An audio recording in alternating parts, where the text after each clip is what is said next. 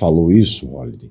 Ela falou o seguinte, que esse movimento, essa decisão do Gilmar, Andréa, Globo News comentando, essa decisão, ela serve para evitar um golpe legislativo.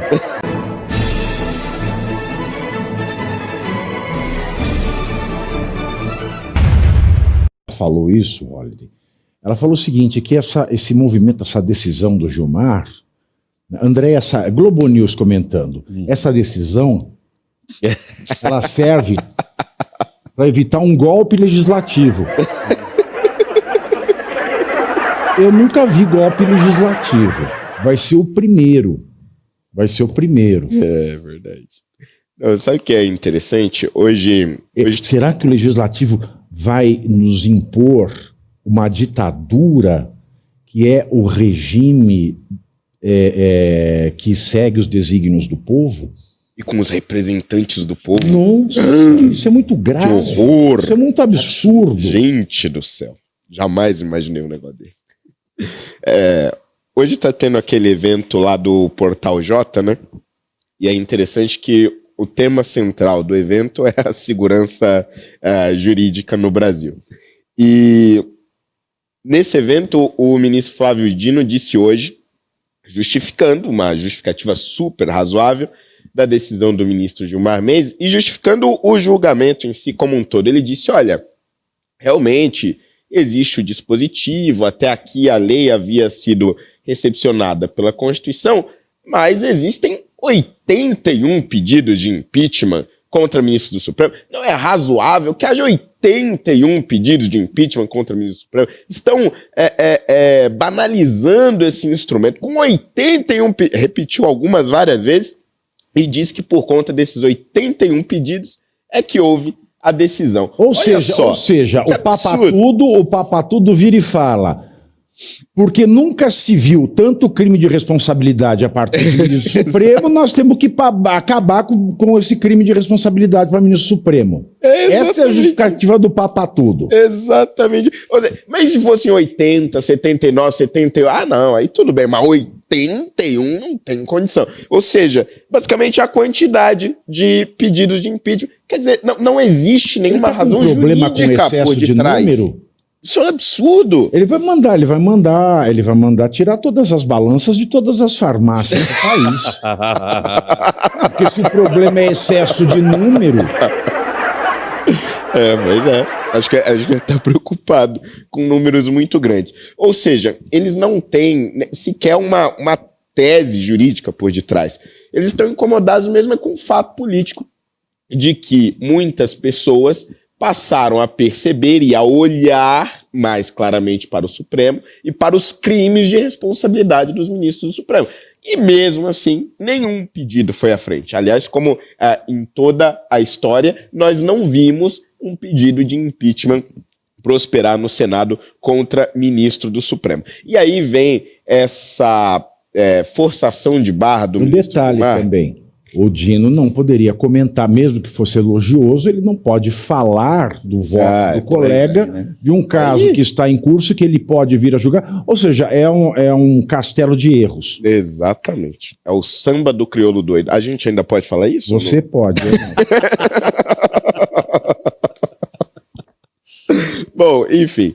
Além disso, você tem essa forçação de barra do Gilmar Mendes, meio que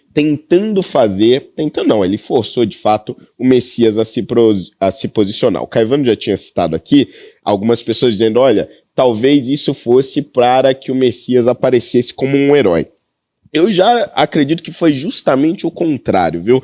Porque já se dizia pelos portais de notícia que tanto Gilmar Mendes quanto Alexandre de Moraes e Flávio Dino não gostaram nem um pouco da indicação de Jorge Messias. Inclusive foram no Palácio do Planalto, jantaram com Lula, tentaram convencer ele a indicar o Pacheco, assim como Davi Alcolumbre estava tentando. Não conseguiram. E como se isso também não fosse crime de responsabilidade. Mais um para lista. Exercício de atividade político-partidária. Exatamente. Tentaram, não conseguiram. Flávio Dino nunca se bicou com o Jorge Messias. O Gilmar, a partir do momento que a indicação foi oficializada, ficou na dele. Alexandre de Moraes, pelo que se diz, continuou ligando para os senadores pedindo para não votarem na indicação dele, que queriam o Pacheco. Pois bem, quando Gilmar força o AGU a se posicionar, ao meu ver, ele já esperava que ele fosse se posicionar em favor do Senado, porque depende dos votos dos senadores, independentemente daquilo que ele realmente acredita. E uma vez que ele se posicionou desta forma, algo que o Pavinato já citou aqui no início, ele simplesmente acabou com a moral do advogado-geral da União. Ele simplesmente, assim, cuspiu no currículo dele. No final da decisão, ele vai dizer assim, o pedido de reconsideração é manifestamente incabível, ok. Só que este parágrafo aqui eu acho que é muito simbólico. Ele diz o seguinte, isso porque somente existem recursos quando expressamente previstos em lei. Já disse que o cara não conhece de lei. Com estrutura, não sabe montar. Pressupostos, não tinha razão. E efeitos definidos pelo ordenamento. Ou seja, ele diz que o cara não conhece a lei, não sabe a estrutura e desconhece o ordenamento jurídico. Quer dizer, ele cuspe, ele falou, é esse cara que vocês vão indicar? É esse que mandou essa peça? Ao meu ver, esse foi um caminho que o Gilmar acabou encontrando para fragilizar a já fragilizada indicação de Lula ao STF. Isso somado com a declaração do Alcolumbre de que a sabatina vai ficar para as eleições, depois das eleições de 2026. Pode ser. Eu acho que isso tudo constrói um cenário no qual o sistema também está reagindo a um candidato ao STF que eles não gostam muito. E é interessante, né? Porque o Gilmar, ele humilhou ali na categoria o Messias. Eu fiquei até com dó, Messias. Só que não fiquei com dó, hashtag só que não. Fiquei com dó, não. Mas é o seguinte, ele fala para o Messias, olha, eu não tenho condição de dar uma decisão para você, porque o seu pedido, ele não tem respaldo legal. Ou seja, você não pode fazer uma coisa fora da lei para reclamar da minha decisão fora da lei. Olha que bacana, olha que ponto nós chegamos. Exato. Sabe o que eu achei? Você tem que se valer da lei para reclamar da minha decisão que aniquila a lei. Pois é. Mas você não está aniquilando a lei, agora a lei é muito louco. É muito louco, né? A regra vale para eu discutir algo que a lei não permite, né? É interessante essa análise do Holliday, porque será que estão escanteando o Lula porque o impeachment não seria interessante nesse momento? E aí eles, já que estão com a faca, queijo e todos os tipos de queijo à mesa, eles vão assumir todo o governo do Brasil definitivamente? Mas é isso, eles já assumiram na prática. Na prática já. Vai ser a última declaração, olha, nem nomear alguém aqui você vai nomear, nós vamos decidir, inclusive isso. E aí o interessante de tudo isso, você chamou atenção para a questão que tanto o Gilmar quanto o Alexandre de Moraes não curtem o Messias, Holliday.